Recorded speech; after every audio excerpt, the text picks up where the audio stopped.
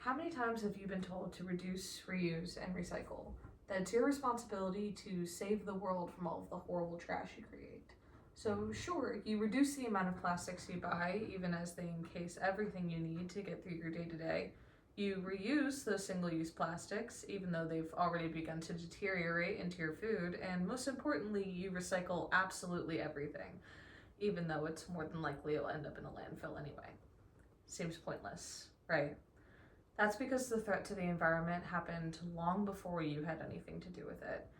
It's time that we as people hold these large-scale corporations responsible for their part in the climate change crisis, as they are the biggest contributor to industrial emissions and are much more capable of making change rather than the individual who may not have the resources to lessen their carbon footprint.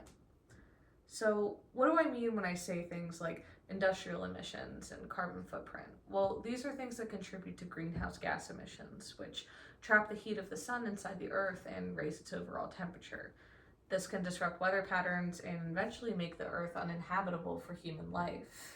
Now, the biggest contributor towards greenhouse gas emissions is the burning of fossil fuels. And sure, if you drive a car or take a bus, you're contributing on average about 5 tons of CO2 into the atmosphere every year. But according to the National Resource Defense Council, companies like the top 1% of food and beverage in the United States, they contribute 630 million tons of CO2 into the atmosphere every year.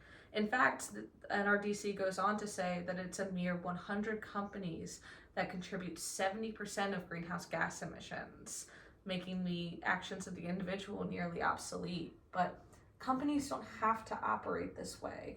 Their productions could be much more ethical if they reduce their electrical usage or use more ethical materials. So why don't they? Because these things cost money. And rather than allowing their profits to take the hit, they use cheaper alternatives with little regards to how it could impact the environment.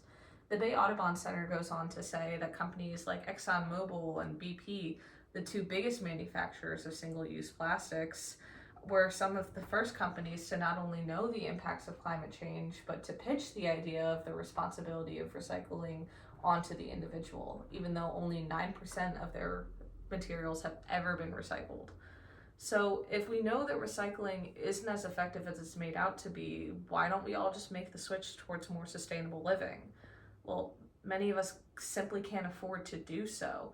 These more ethical materials cost more money to manufacture, and that responsibility of cost is put on the individual rather than allowing the companies to take a hit in their profit margins.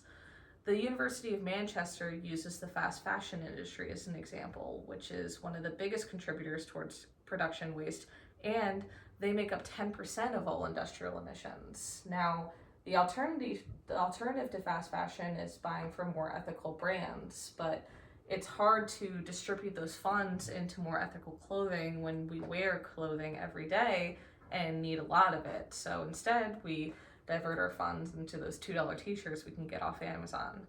Many of us simply don't have the funds to allocate towards these unnecessary items when we could be using our money for something else. But this responsibility of recycling and saving the planet is still on the individual rather than the corporations that can actually make change.